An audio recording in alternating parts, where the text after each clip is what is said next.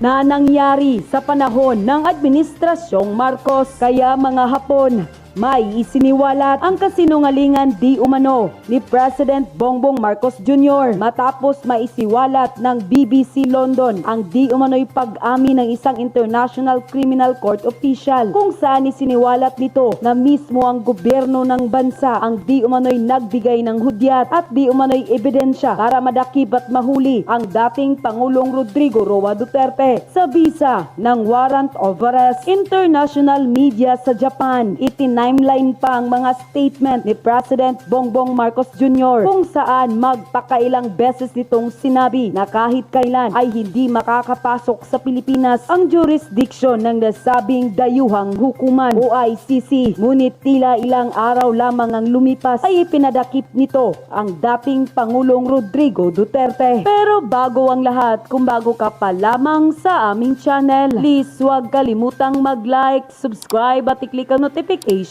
bell para mas maging updated ka pa lalo sa lahat pa ng bagong video na i-upload namin. At ito na nga mga kababayan, ito ang balitang hindi dapat palagpasin ng taong bayan kung saan pati ang international media sa Japan ibinalita ang di umano'y kasinungalingan ni President Bongbong Marcos Jr. magmula nang ito'y nangangampanya pa lamang hanggang sa maupo sa pwesto noong taong 2022 hanggang sa nangyaring ipinadakip ang dating Pangulo na si Rodrigo Roa Duterte, ang kaisa-isang Pangulo na pumayag na ilibing ang kanyang ama sa libingan ng mga bayani. Noon pa man ay tinutulan na ng mga kritiko ng Marcos sa isang media outlet sa Japan. Tila sinampal ng buong katotohanan at kahihiyan ang Administrasyong Marcos matapos tila i-timeline pa ang nasabing balita kung saan dito'y sunod-sunod na ipinakita kung papaano raw nagsalita at itinanggi ng Pangulong Bongbong Marcos na kahit kailan ay hindi raw makakapasok ang International Criminal Court sa Pilipinas at hindi kailan magkakaroon ng jurisdiction. Tila maging ang mga aligasyon ng investigasyon patungkol sa extrajudicial killing ng dating Administrasyong Duterte. Ngunit tila ano raw ang nangyari. Nabasa mismo sa maraming mga Hapon at ilang mga Japanese-Filipino citizen sa Japan, wala raw bang isang salita ang Pangulo at sadyang nagsinungaling siya para ipagkalulo ang kapwa niya Pilipino na siyang nagbigay daan para mailibing ang kanyang ama sa libingan ng mga bayani.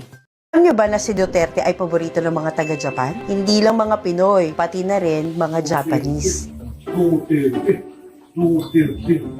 Kaya sobrang daming nalungkot sa nangyari sa kanya ngayon.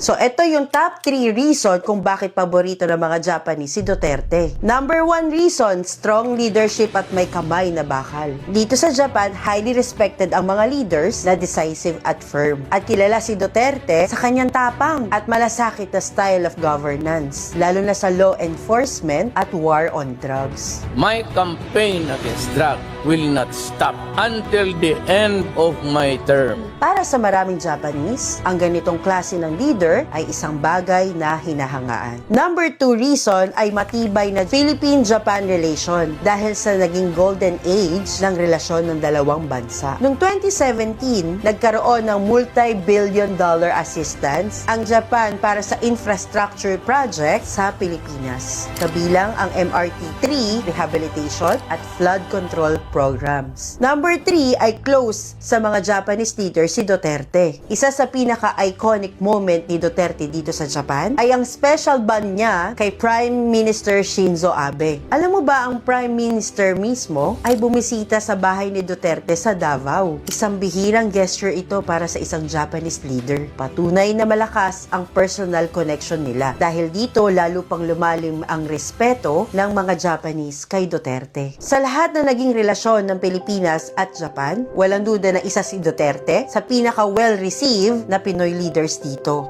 Sabi nga nila, respect is earned and Duterte certainly made his mark dito sa Japan. Sikat na sikat ang Pilipinas, mga be.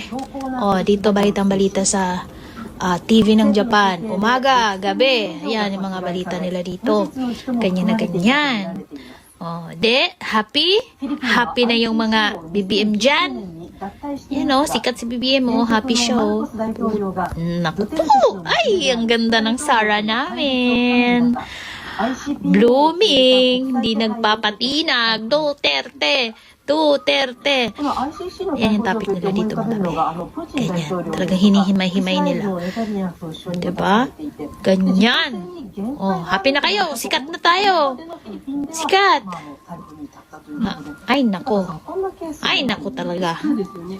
今本当ご指摘の通り、腹を拘束して、ハグにね、送ったということで、これは権力者、どんな権力者であっても、こういう逮捕される可能性があるということを、示したという点では、大変意義がある。